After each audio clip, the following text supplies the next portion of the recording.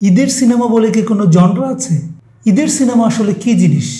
কোন কোন বৈশিষ্ট্য থাকলে একটি ছবি ঈদের সিনেমা হয়ে ওঠে? গত ঈদ উল ফিতরে কাজল রেখা ছবিটি রিলিজ দেওয়ার সময় এক প্রেস মিটে গিয়াসউদ্দিন সেলিমকে কিছু সাংবাদিক প্রশ্ন করেছিলেন, আপনার ছবিটি কি ঈদের সিনেমা?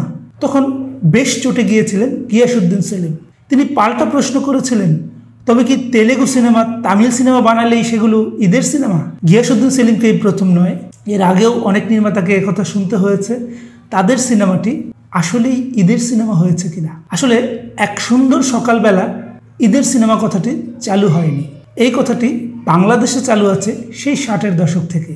ঈদের সিনেমা বলতে বোঝায় যে সিনেমাটি বড় বাজেটে নির্মিত হয়েছে, অনেক তারকার সমাগম আছে, বড় প্রোডাকশন হাউসের ছবি, সুনামী পরিচালক পরিচালনা করেছেন। বরাবরই ঈদের সময় বড় ছবি রিলিজ হতো, মুক্তি পেত বড় তারকার সমাবেশে তৈরি ছবি। ঈদের সময় কখনোই ছোট প্রযোজকরা বা মাঝারি মানের ছবি যারা নির্মাণ করেন তারা ঈদে আসতে চাইতেন না।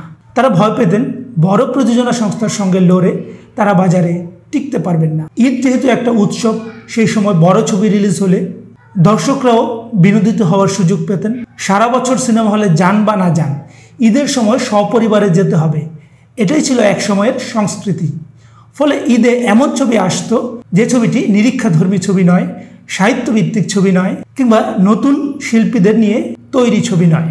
হ্যাঁ, নতুন শিল্পীদের নিয়েও ছবি ঈদে মুক্তি পেত, কিন্তু সে ছবিটি হতো বড় পরিচালকের ছবি বা স্বনামধন্য প্রযোজনা সংস্থার ছবি। এটা তো 2024 চলছে। আমরা যদি 30 বছর আগে 1994 সালে ফিরে যাই, তাহলে দেখব ঈদের ছবি বলতে আসলে কেমন ছবি মুক্তি পেত। ওই বছরের ঈদে মুক্তি পেয়েছে দেলোয়ার জাহান ঝন্টুর জজ ব্যারিস্টার, দেওয়ান নজরুলের কালিয়া, শহীদুল ইসলাম খোকনের দুঃসাহস, এরকম আলোচিত সব ছবি। 1994 সালের ঈদ উল ফিতরে একই ঈদে James production, SS productions, Alamgir pictures, Ujjwal films, এরকম চারটি বড় ব্যানার চলে এসেছিল ঈদ উল ফিতরে। ঈদ উল আজহায়ও ছিল শহীদুল ইসলাম খোকনের ছবি, জহিরুল হকের ছবি, মমতাজ আলীর ছবি। ঈদ মানেই জমজমাট ছবি, ঈদ মানেই বিনোদনে ভরপুর ছবি। গোটা 90 দশক জুড়ে ঈদের ছবি মানেই ছিল বড় ছবি, বড় প্রোডাকশন হাউসের ছবি, নামি দামি সব তারকার ছবি। 93 সালের ছবির কথা তো আগেই বললাম, ওই বছরের সবচেয়ে ব্যবসা সফল জজ ব্যারিস্টার, কালিয়া। 95 সালের ঈদের ছবি স্বপ্নের ঠিকানা, 96 সালের ঈদের ছবি স্বজন, 97 সালের ঈদের ছবি স্বামী কেন আসামি, 98 সালের ঈদের ছবি মেয়েরাও মানুষ, 99 সালের ঈদের ছবি বিয়ের ফুল। এভাবেই প্রতি বছরের সবচেয়ে ব্যবসা সফল ছবিগুলোর অন্যতম ছবি মুক্তি পেত ঈদে। দেশের বড় বড় প্রযোজনা সংস্থাগুলোর মধ্যে প্রতিযোগিতা লেগে যেত কে ঈদের ছবি নিয়ে আসবেন। সেখানে অখ্যাত প্রযোজকরা তো সাহসই করতেন না ছবি মুক্তি দিতে।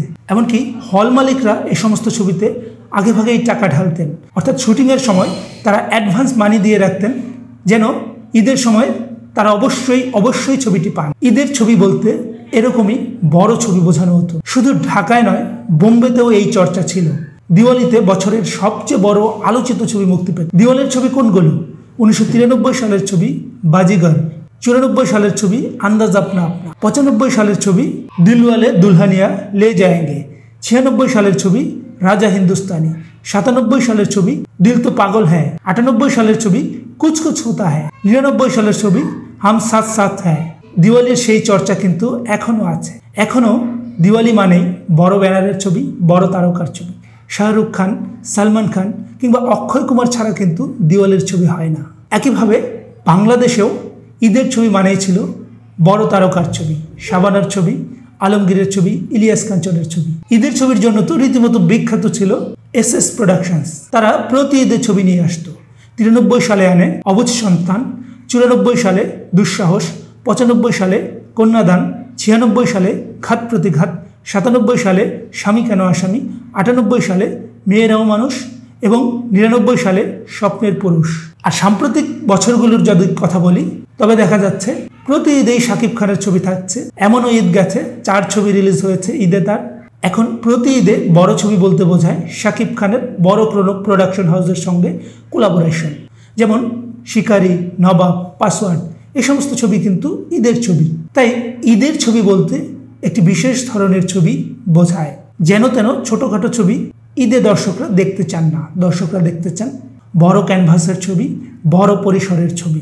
এবং এবারের ঈদেও তুফান এলো এবং প্রমাণ করে দিল ঈদের ছবি কত বড় ছবি হতে পারে।